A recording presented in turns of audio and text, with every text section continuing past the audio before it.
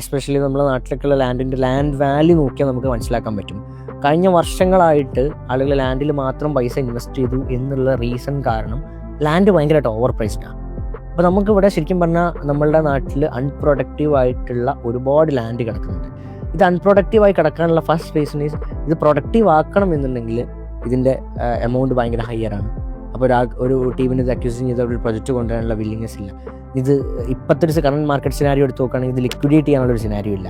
കാരണം ഓൾറെഡി ഭയങ്കര over priced ആയിട്ട് മാർക്കറ്റിൽ നിൽക്കുകയാണ്. അതിന് റീസൺ എന്ന് പറഞ്ഞാൽ ഈ ഒരു ഇൻഡസ്ട്രിയിലോട്ട് ഒരു പെർട്ടിക്കുലർ അസറ്റിലോട്ട് മാത്രം ഈ ഫണ്ട്സ് അലോക്കേറ്റ് ചെയ്ത് പോയി എന്നുള്ളതാണ്. ആൻഡ് അടുത്തൊരു സ്റ്റേജ് നോക്കുകയാണെന്നുണ്ടെങ്കിലും ഇപ്പോൾ മറ്റുള്ള ഗോൾഡ് പോലത്തെ അസറ്റ് ക്ലാസ്സുകളാണെന്നുണ്ടെങ്കിലും ഒക്കെ അവിടെ ഒരു ഫോക്കസ്ഡ് ഇൻഡസ്ട്രി മാത്രം ഫോക്കസ് ചെയ്ത് പോകുമ്പോൾ ഇവർക്കൊരു ഫണ്ട്സ് ഇതിനെ ലിക്വിഡേറ്റ് ചെയ്യണമെന്നുണ്ടെങ്കിലും അവർക്ക് അടുത്തൊരു സാധനത്തിലോട്ട് സ്വിച്ച് ചെയ്യണമെന്നുണ്ടെങ്കിലും ഒക്കെ ഇവർക്ക് അതൊരു കോംപ്ലിക്കേഷൻ ആയി വരുന്ന സിനാരിയോ കാണാറുണ്ട്. അപ്പോൾ ലാൻഡിൻ്റെ കേസിൽ എസ്പെഷ്യലി നമുക്ക് അങ്ങനെ ഒരു പ്രൈസിങ്ങും കാര്യങ്ങളും വന്നതുകൊണ്ട് അവിടെ പ്രൊഡക്റ്റീവ് ആക്കാൻ പറ്റാത്ത അവർക്കിത് വിൽക്കാൻ സാഹചര്യം ഉണ്ടാവില്ല. കാരണം അവർ നല്ല വിലക്കെടുത്തായിരിക്കും. അവർ ഉദ്ദേശിക്കുന്ന ഒരു വിലയിൽ മാർജിനിൽ അവർക്ക് എടുക്കാൻ ആളുണ്ടാവില്ല. അപ്പോൾ ആ ഫണ്ട് അവിടെ ബ്ലോക്കാണ്. അതിന് പ്രത്യേകിച്ച് വരുമാനം ഉണ്ടാവില്ല. അത് മെയിൻറ്റെയിൻ ചെയ്യാൻ പൈസ അങ്ങോട്ട് ചിലവാക്കേണ്ട സിറ്റുവേഷൻ വരുന്ന സിറ്റുവേഷൻസ് ഒക്കെ നമ്മൾ പല ആൾക്കാരും പറയാറുണ്ട്.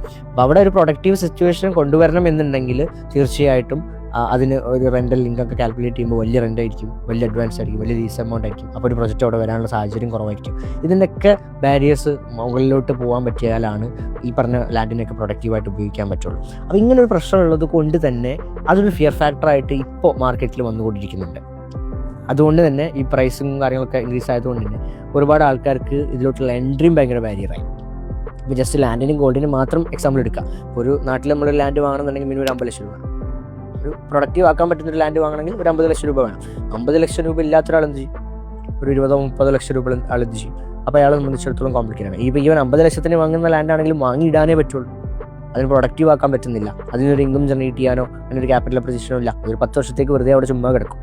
എന്നിട്ടൊരു വാല്യൂ അപ്രിസിയേഷനിൽ നിന്ന് ബെനിഫിറ്റ് കിട്ടി എന്നുള്ള രീതിയിലാണ്. അതിൻ്റെ അപ്പുറത്ത് അതിൻ്റെ രജിസ്ട്രേഷൻ ചാർജ്, അതിൻ്റെ മെയിൻ്റനൻസ് ചാർജ്, അതിൻ്റെ പ്രോപ്പർട്ടി മാനേജ്മെൻറ്റ്, അങ്ങനെ കുറേ കാര്യങ്ങൾ അപ്പുറത്തുണ്ട്.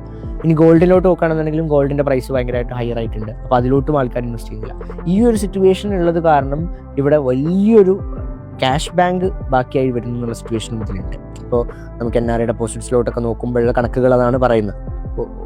ഓൾസോ നമ്മൾ ബാങ്കിങ് സെക്ടേഴ്സിലോട്ട് നോക്കുന്ന സമയത്ത് ബാങ്ക്സിലൊക്കെ ക്യാഷ് ബാലൻസിൽ ഇത്രയും വലിയ എമൗണ്ട് ഓഫ് മണി ഫ്ലോട്ട് ചെയ്യാതെ സ്റ്റക്കായി നിൽക്കുന്നു എന്നുള്ളത് ടോട്ടൽ മാർക്കറ്റിൻ്റെ ക്യാഷ് ഫ്ലോനെ വരെ എഫക്റ്റ് ചെയ്യുന്ന ഒരു കാര്യമായിട്ടാണ് നമ്മൾ മനസ്സിലാക്കുന്നത്. അത് ലിറ്ററലി നമ്മൾ ഈ ഒരു ലാസ്റ്റ് 1 ഇയർ പോയിക്കൊണ്ടിരിക്കുന്ന ഈ റീജിയനിൽ നമ്മൾ കാണുന്നുണ്ട്.